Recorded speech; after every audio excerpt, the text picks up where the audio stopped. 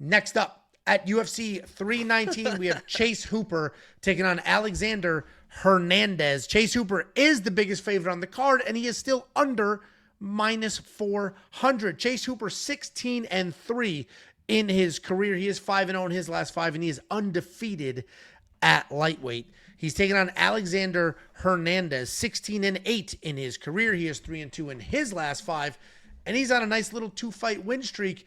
This is another fight that's not the easiest thing to break down. I understand Chase Hooper being the favorite, but the reality is this is actually a pretty good matchup for Alexander Hernandez. Alexander Hernandez is good. I know his record's a bit spotty, but he's a well-rounded guy. He's got power in his hands. He's got speed. He's athletic. He's got wrestling. He has everything you need to be successful. The only thing every now and then that he doesn't have is some fight eye. But he's coming off that win over Kurt Holobaugh, where he was getting tagged up a little bit, but he made his adjustments. He started to wrestle, and he beat Kurt just with a complete pivot halfway through that fight. He's taking on Chase Hooper. Chase Hooper's a slick grappler. He has improving takedowns. His strike is improving as well. It wasn't long ago that he was just this little baby face 145-pounder that couldn't take anybody down. But now here he is, filled out, a little older, a little more solid, shooting real takedowns, has solid hands.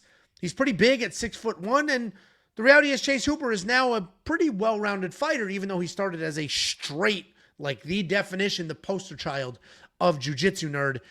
Chase Hooper might honestly be a decent matchup for Alexander, because in all likelihood, he's going to need to get the takedowns to win here. Alexander's super fast, has his own very good hands. He also has solid takedown defense. So if Alexander Hernandez is able to stop a couple of these takedowns and he's tagging Chase Hooper, I don't know where Chase goes from there. I am going to pick Chase Hooper, though, because I like the height advantage.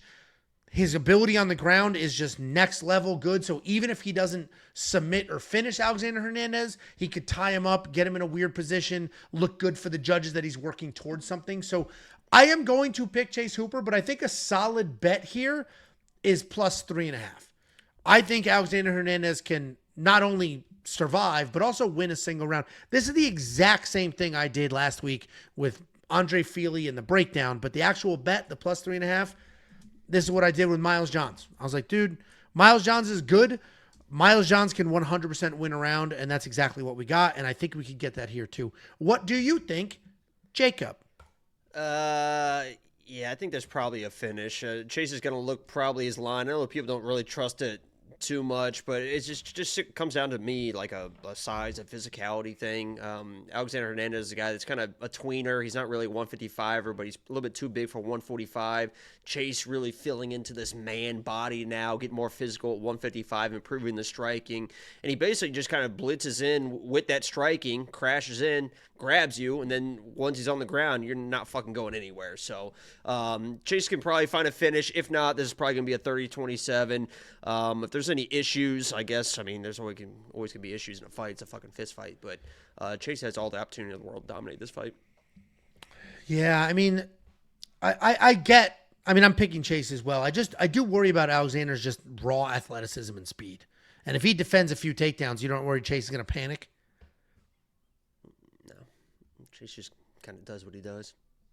Yeah. And Alex slows down. He always slows down, so. He does slow down, and Chase honestly might not even need a takedown. What was that fight where Mackenzie Dern?